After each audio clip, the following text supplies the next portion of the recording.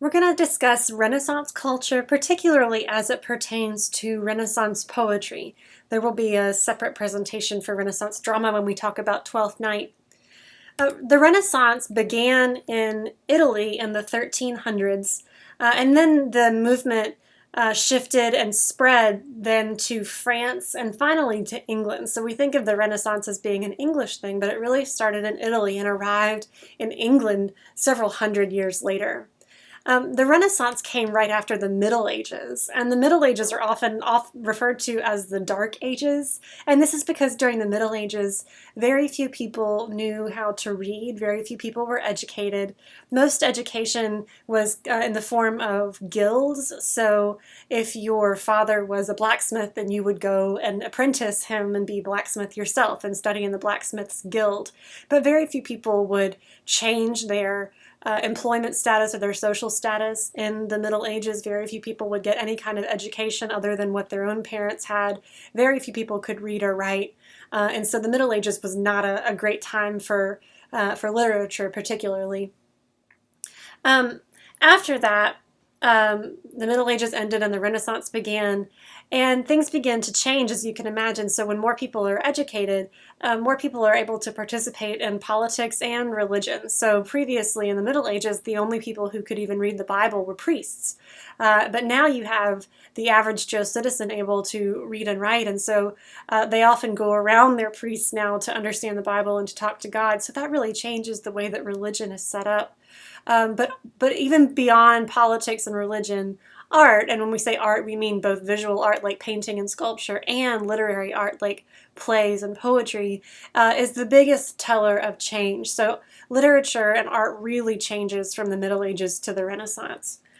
We mentioned that there was an increase in literacy, and so not only does that mean that people can now educate themselves about politics and religion, but they can also educate themselves about artistic writing. So people are able to now read poetry, and the natural extension of more people being able to read poetry is that more people are now able to write poetry and plays as well. But finally, one of the biggest changes from the Middle Ages to the Renaissance was the shifting of interest from the whole to the individual. Let's explain what we mean by that. So in the Middle Ages, the center of society was really this idea of viewing things as their whole. So we would focus on blacksmiths as a whole, or the church as a whole, or we would think about the monarchy as a whole. And when we thought about paintings or painters, for example, like every painting of the Virgin Mary during the Middle Ages would all look the same. They all had a standard that they wanted to meet, so that everything was uniform and it was the same each time she was painted. But during the Renaissance, there's a shift from the whole to the individual. So now each person is valued for their differences, for the things that they can contribute. And again, this arises from education. So now you don't have just a blanket of blacksmiths. Now you have 20 individual blacksmiths who all have a different style. And you have painters now who, instead of painting the Virgin Mary looking exactly the same each time, every painter can make her look however they want to. So you're going to see a lot more individuality in the Renaissance than you did in the Middle Ages. So the Renaissance gives rise to this idea of the studia humanitatis, and that's Latin for the study of humanity. And from that, we get a lot of artists and writers who contribute a great deal to many different genres of work. So first of all, the Studia Humanitatis led to the study of the humanities, and you're studying the humanities right now. So the humanities comprise everything from history, art, literature, art history, all those things fall into the humanities. And we call them the humanities because those things are really the study of what makes a human human. So what makes human history matter? What separates us from the animals? It's our ability to create art, to create culture and civilization, to create music. All of these things have to do with the humanities. And so that value on the individual, on humans as individual people, really becomes valued in the Renaissance. When you take lots of people who have specialized knowledge, like for instance blacksmiths or silversmiths, jewelry makers, animal breeders, all those kinds of things. When you put all these different people together, they form a universal knowledge. So if they're all coming to the same place and learning from each other, that creates a universal experience, and that's where we get the name for university. So if you go to a university, that means that there are several different courses of study. There are multiple different colleges under the same umbrella. So the first universities were developed during the Renaissance because they would bring together, instead of having a separate place to go study math and a separate place to study languages and a separate place to study music, they would bring people together into universities so that they were able to study everything. And these studies, so finite math, drawing, anatomy, poetry, architecture, all of these things formed what are called the liberal arts. And there's a reason that they're called the liberal arts and not just the arts. So liberal means to be liberated or to be free. And so the liberal arts were arts that were practiced by people who had the liberty to do so. So these people were not slaves, they were not serfs, they were not servants, they didn't have to work with their hands all day, they weren't physical laborers, they were liberated. So these were people who were thinkers. And so the liberal arts represent the kinds of arts that people who had the freedom of mind to study can study. So again, when we say liberal arts, we're usually referring to things like literature, art, music, history, and those sorts of things.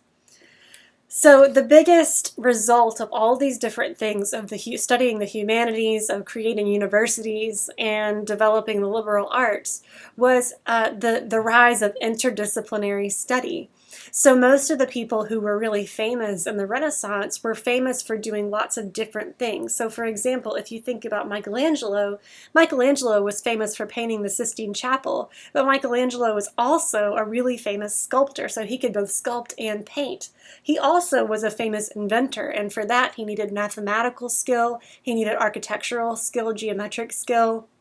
Michelangelo also wrote poetry, some of which we're going to read this semester. So being able to do all of those different things is a result of attending university, of studying all of the liberal arts, and that's why we get the phrase Renaissance man. So a Renaissance man is a person who can do lots of different things, and Michelangelo is a great example of that. So I gave you here two examples of visual art to observe, and so the one on the left is a picture of the Virgin Mary, and this is from the Middle Ages.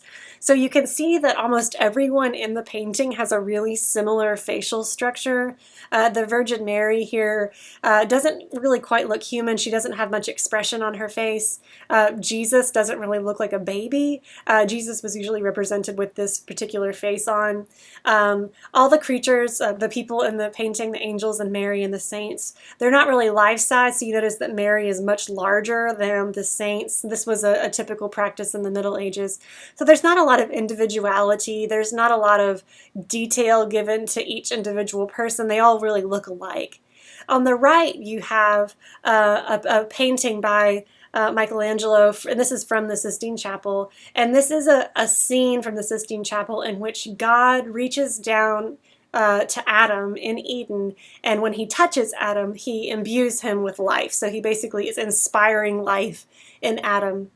And you'll notice here that God and all of the angels in heaven all have very distinct facial expressions and facial features. Notice Adam, the attention that's paid to his physiology, how lifelike he looks. So there's much more of an emphasis on the individual. Everything does look really lifelike and unique. So if you compare these two pieces of art to each other, they're both religious pieces of art, but one of them seems very standardized, a little bit cold, and then one of them, the one on the right, feels more lived in, more human, and more attention is paid to the individual. So our focus for now is going to be on Renaissance poetry. Renaissance poetry is mostly what we would call lyric poetry versus epic poetry. So in the Greek and Roman period and in the Middle Ages, epic poetry was the more popular. And remember, we said that epic poetry is poetry that is really long and tells a grand story or a grand narrative about a particular culture. Lyric poetry is poetry that is personal, private. It's usually written in the first person, so this is going to be poetry of love or poetry of religious devotion, but it's going to be directly addressed from the poet to another person. So these are going to be very personal and usually short poems.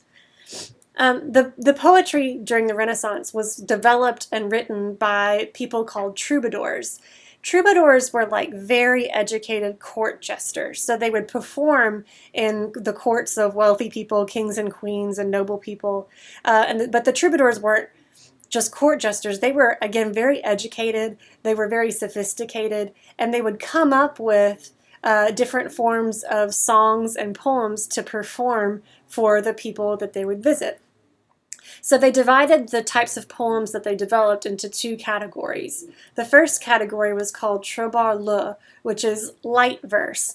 And so this kind of poem is going to have a really simple rhyme scheme, probably like an A-B rhyme scheme. And it might be a little bit funny or it might be a little bit sweet, but the content of it is not going to be particularly challenging. And remember that these troubadours are performing for an educated audience. So the educated audience is going to prefer this trobar clos, which is called closed verse. This type of poem is going to be more complicated. It's going to have an intricate rhyming pattern. So for example, the sonnet and the villanelle were both types of trobar clos that were developed during the Renaissance. So the more challenging and the more intricate the patterns and the rhymes and those kinds of things, the more the audience liked the troubadours' work and the more likely they were to welcome the troubadours to come back. So troubadours were always kind of competing with each other to come up with the most intricate, beautiful rhyming patterns. So we want to think of all of the poems that we're reading as performance work. So these poems, while they might be intimate and personal, are meant to be performed out loud, maybe even sung to a crowd. So the troubadours, again, are always trying to gain the favor of their audience. And of course, they're going to emphasize rhyme and meter because that's the kind of stuff that really pays off with an audience. The audience likes kind of catching on to the rhyming pattern. They like being able to tap their feet along with the meter or the rhythm. The most important poets during the Renaissance, and these are just the English language poets because remember the Renaissance was also happening in Italy and France and they have their own important Renaissance poets. But the most famous ones who are writing in English are, of course, William Shakespeare, who's the most famous figure from the Renaissance, literary or otherwise. Then we have John Donne, who was famous for writing a play called Dr. Faustus, as well as several poems. Edmund Spenser, who was a poet, he wrote a poem called The Faerie Queene that was very popular. John Milton was a poet and playwright, and he wrote Paradise Lost, so that's what we know him by. And then we have Christopher Marlowe. So these poets actually were in large part writing at the same time. Several of them knew each other, so Marlowe and Shakespeare knew each other personally. They were friends. They were a little bit competitive with each other, and some people even think that they may have borrowed or stolen work from each other. And we'll be able to see when we read their work a little bit of crossover where they may have shared or borrowed some lines. So this is your introduction to Renaissance poetry, and now you're ready to move on and actually read some Renaissance poems. So the first set of poems that you have are Shakespeare and Marlowe poems, so I hope you enjoy those.